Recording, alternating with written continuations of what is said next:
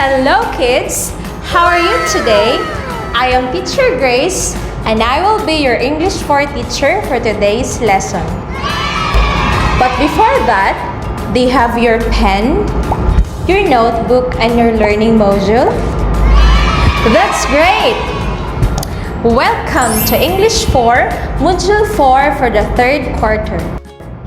At the end of the session, you'll be able to get the main idea, key sentences, and supporting details from the text listened to.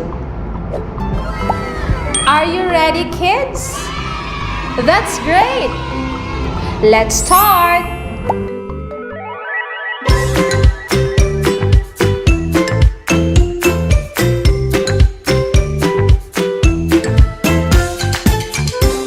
Before going through our new lesson, let us have a quick review.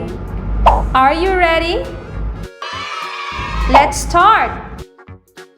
From our previous episode, you have learned about distinguishing general and specific statements. Here's the direction. Identify the general and specific statements from this passage. Dogs have different characteristics.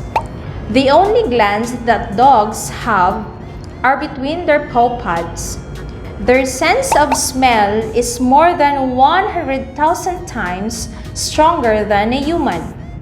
They can see in the dark due to a special membrane in their eyes called the tapetum lucidum. They have wet noses because they lick their noses and absorb scent chemical so that they can smell better. You have 30 seconds to answer this activity. Your timer starts now.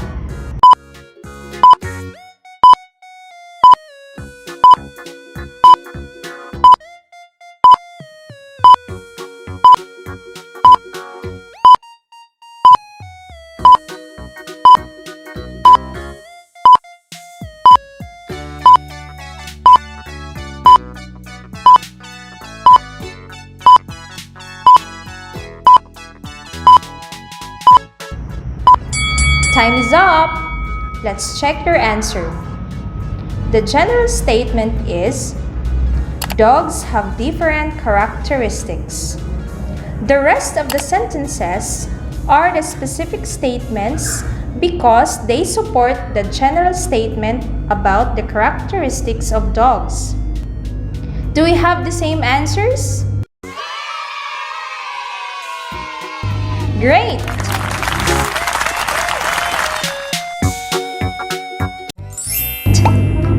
This time, let us check if you have prior knowledge for today's lesson. Identify the key sentence and supporting details in the paragraph. Write your answer on your notebook. Chocolate is not a healthy treat. Chocolates contain high amount of sugar. You can find many artificial additives in chocolates.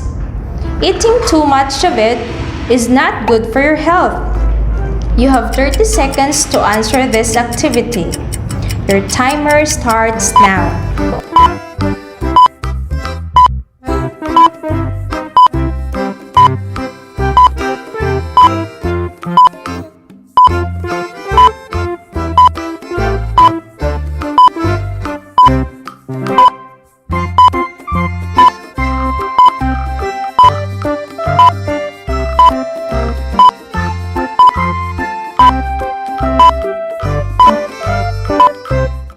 Time is up! Did you identify the key sentence in the paragraph? What is the key sentence in the paragraph? The key sentence is, chocolate is not a healthy treat, while the rest of the sentences are supporting details. Do we have the same answers? That's great! Do you want more? Let's try this. Read the paragraph. Identify the main idea, key sentence, and supporting details from the text listened to. Write your answer in your notebook. You have 30 seconds to answer this activity. Number 1. Mrs. Francisco is the best teacher. She always makes sure that her classroom is clean. When students have questions, she helps them.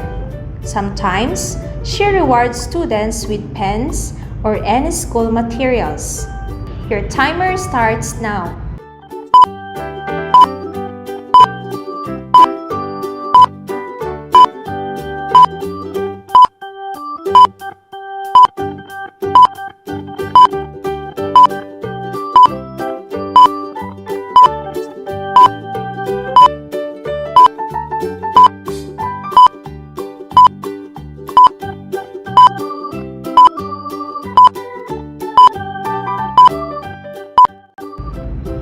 Time is up! Number 2. There are steps you must follow in making cakes. When you bake cakes, first, you have to make sure you have all the ingredients. Then, you have to mix them together.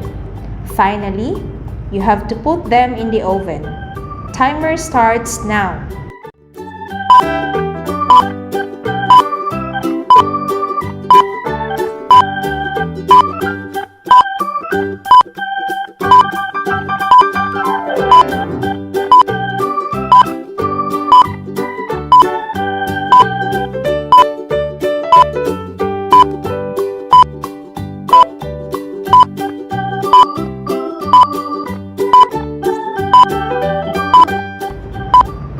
Time is up! Let's try to answer. Number 1. What is the main idea and the key sentence? Correct! Mrs. Francisco is the best teacher. The supporting details are, she always makes sure that her classroom is clean. When students have questions, she helps them. Sometimes, she rewards students with pens or any school materials. Number 2. The main idea is, there are steps you must follow in baking cakes. What are the supporting details? Can you tell me the answer?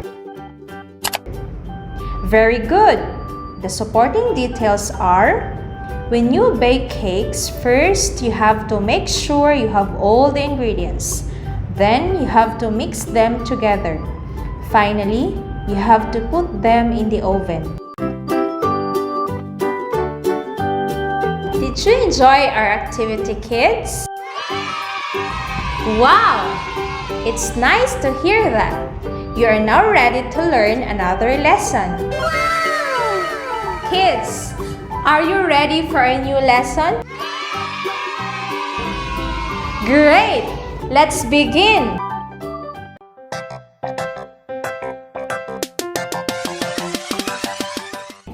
Read the paragraph and answer the questions. Boboy is a mountain boy.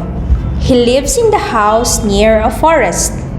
There are wild animals in the forest. At the age of 12 years old, his grandparents give him hunting tools as gifts. He uses them in hunting wild animals. What is the key sentence in the paragraph? What is your answer? Correct!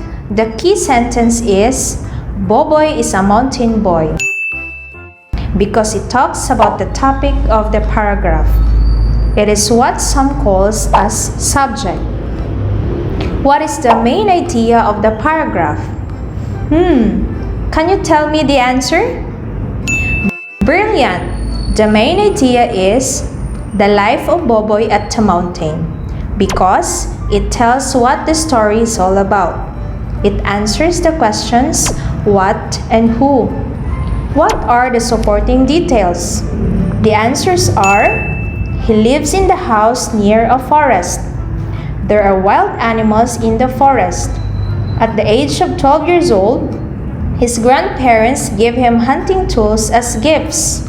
He uses them in hunting wild animals. These sentences support the main idea because these tell more about the topic of the paragraph. They give the important details and describe the main idea for better understanding. Do we have the same answer, kids? Excellent!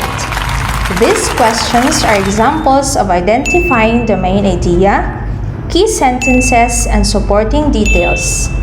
Main idea tells what the story, poems, or paragraph are all about. It answers to the questions what and who.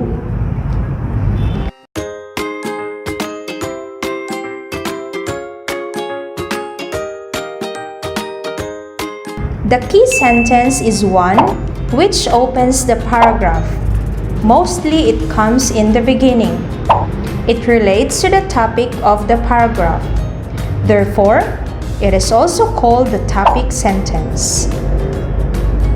What is a main idea? A main idea tells what the story, poems, or paragraph are all about.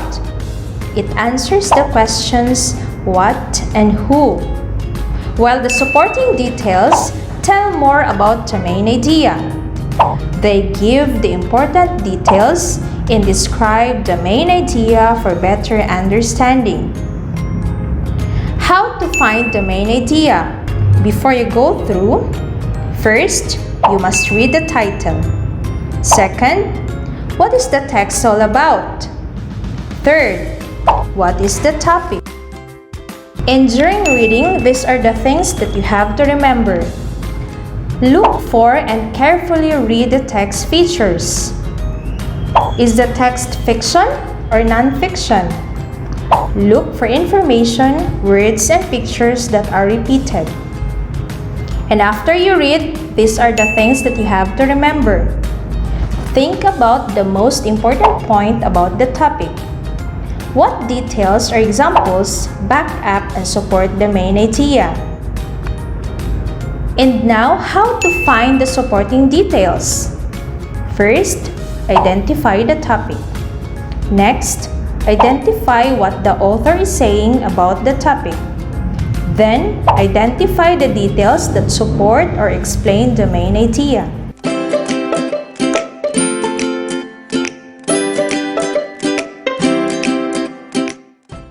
Congratulations, kids! Now you already know how to identify the main idea, key sentence, and supporting details of a paragraph. You have listened very well in our discussion. Let's try this example. Come on, and let's explore more.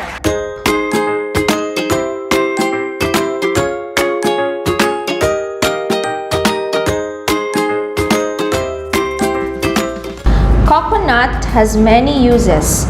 Dried coconut flesh is called copra, and the oil and milk derived from it are commonly used in cooking, frying in particular, as well as in soaps and cosmetics. The hard shells, fibrous husks, and long pinnate leaves can be used as materials to make a variety of products for furnishing a decoration. What is the main idea or key sentence? Correct! The answer is, coconut has many uses. How about the supporting details? Very good! The supporting details are, dried coconut flesh is called copra, and the oil and milk derived from it are commonly used in cooking, frying in particular, as well as in soaps and cosmetics. The hard shells, fibrous husk, and long pinnate leaves can be used as material to make a variety of products for furnishing a decoration.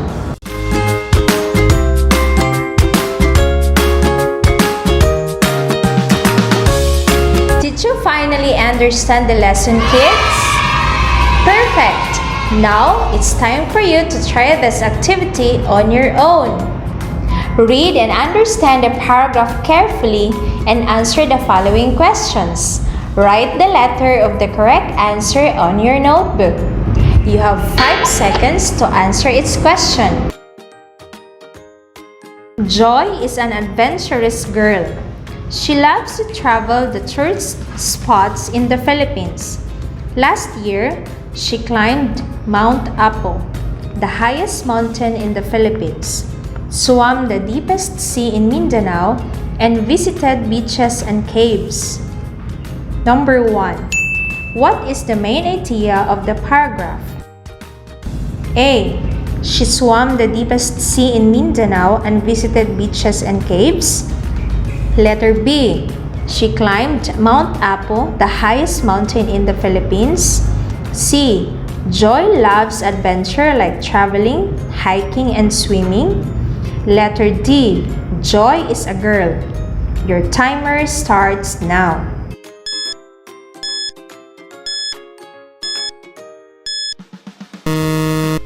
Time is up! What is your answer? Great! The correct answer is letter C. Joy loves adventure like traveling, hiking, and swimming. Question number 2. What is the key sentence of the paragraph? A. Joy. B. Joy is an adventurous girl. C. She loves to travel the tourist spots in the Philippines. D. She swam the deepest sea in Mindanao and visited beaches and caves. You start answering now.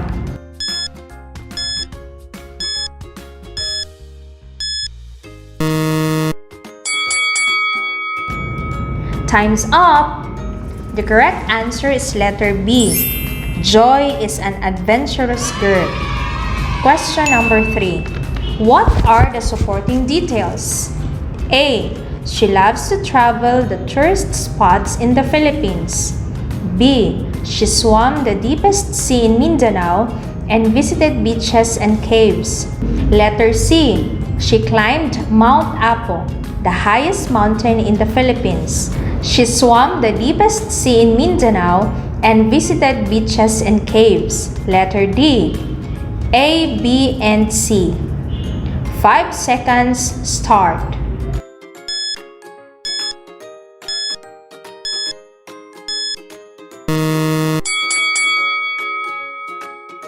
Time is up! What is the correct answer? Wow! You got it right!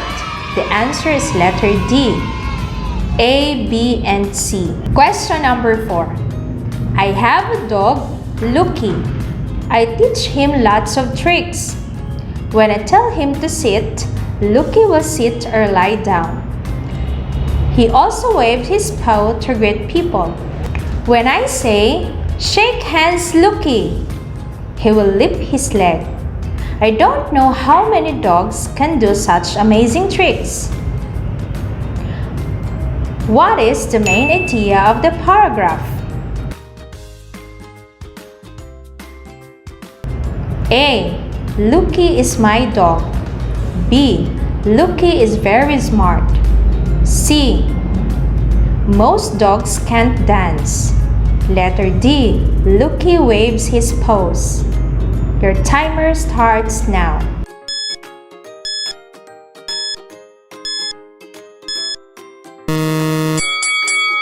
Time's up! The correct answer is letter A. Lucky is my dog. Question number 5. What is the key sentence of the paragraph? A. I have a dog, Lucky. Letter B. Most dogs can't dance. Letter C. Lucky the dog. Letter D. Lucky is very smart. Your timer starts now.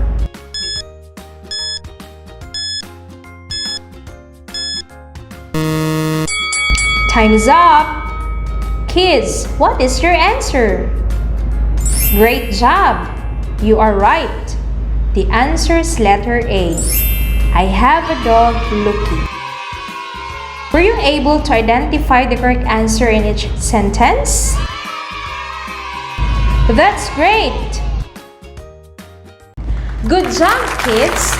Did you understand now on how to identify main idea, key sentences, and supporting details? Amazing! You really are smart kids. Now that you fully understand our lesson, let's have a short recap on what we have discussed today.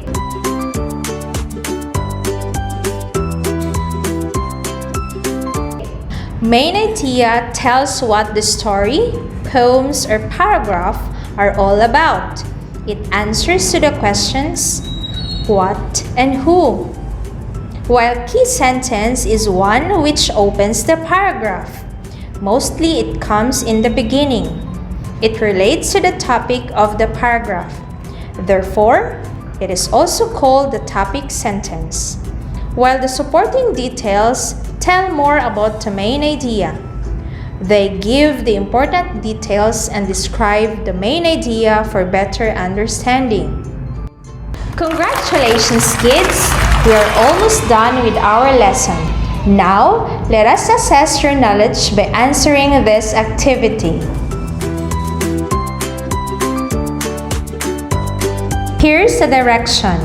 Copy the whole selection. Circle the key sentence of the paragraph and underline the supporting details. Write your answer on your notebook. You have 30 seconds to answer this activity. You can have a copy of this activity from the module given to you. Number 1. Today, I got a new bag. My new bag has a blue sling with white ribbon at the center. It has a rainbow zipper. I decorated it with beautiful patches to make it more attractive. Number 2. Waling-waling orchid grows wild in trees in the rainforest of the Philippines. This is the rarest species of orchid, and it is commonly called Queen of the Philippine Orchid. The blooms are 4 to 6 inches across and are vivid colors of pink, purple, blue-violet, and chocolate. Number 3. This is my new friend. Her name is Luz Cruz. She is 30 years old. She is from Tagum City. She is married to Pepe Cruz. Cooking and gardening are her favorite hobbies. She has 2 children. She is friendly, smart, and brave.